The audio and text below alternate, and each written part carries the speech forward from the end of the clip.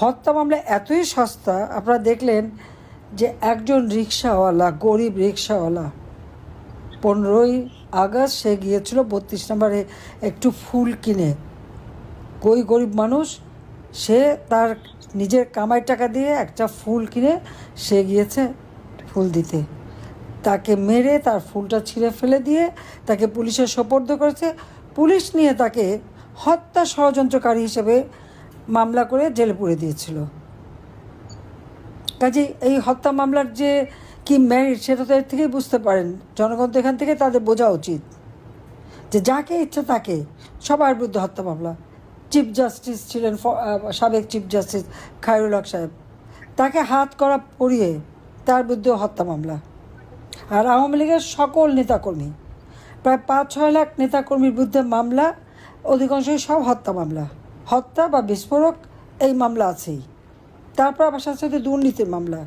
আমরা দুর্নীতি করতে যাব কেন? দেশটা তো আমাদের। দেশের কল্যাণে কাজ করেছি, প্রত্যেকটা মানুষের জীবনমান উন্নতি করেছি, নিজের ভাগ্য করতে তো যাইনি। হ্যাঁ, আমাদের উপরে দুর্নীতির অভিযোগ, ওয়ার্ল্ড ব্যাঙ্কও তো অভিযোগ এনেছিল। আমি, আমার পরিবার, জয়, পুতুল, রেয়ানা, তাদের বাচ্চারা সবার বিরুদ্ধে তো কই তদন্ত করেছে। কানাডা ফেডারেল কোর্টে মামলা করেছিল, সব এই মামলার রায়ে স্পষ্ট বলেছে সমস্ত অভিযোগ ভুয়া। আমরা জাতির পিতা বঙ্গবন্ধু শেখ মুজিবের কন্যা, আমরা সেই পরিবার। আমরা এখানে দুর্নীতি করতে আসিনি, আমরা জনগণের কল্যাণ করতে ভাগ্য পরিবর্তন করেছি, সেটাই সম্ভব। কিন্তু আজকে ইউনূস সে ক্ষমতায় কী করছে? আওয়ামী লীগের নেতা কর্মী, তাদের আত্মীয়, পরিবার পরিজন কাউকে বাদ দিচ্ছে না, সবার বিরুদ্ধে মামলা। মানে হয়রানি করার একটা সীমা থাকে। আজকে বঙ্গবন্ধুর নাম নেওয়া যাবে না, আওয়ামী লীগ নিষিদ্ধ, আওয়ামী লীগের নিবন্ধন বাতিল করে দেয়। কত বড় দুঃসাহস! আরে আওয়ামী লীগ না থাকলে তো দেশ স্বাধীনই হতো না।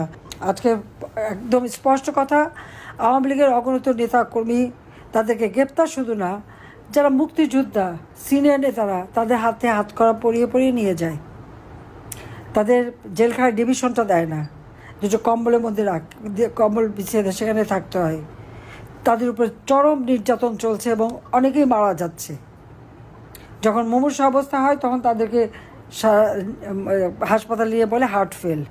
30 জন জেল কিলিং হয়ে গেছে ইতিমধ্যেই, এবং এখনও জানি তারা আছে, প্রত্যেকের শারীরিক অবস্থা খুব খারাপ, কিন্তু তাদের ডাক্তার পর্যন্ত দেখাতে দেয় না।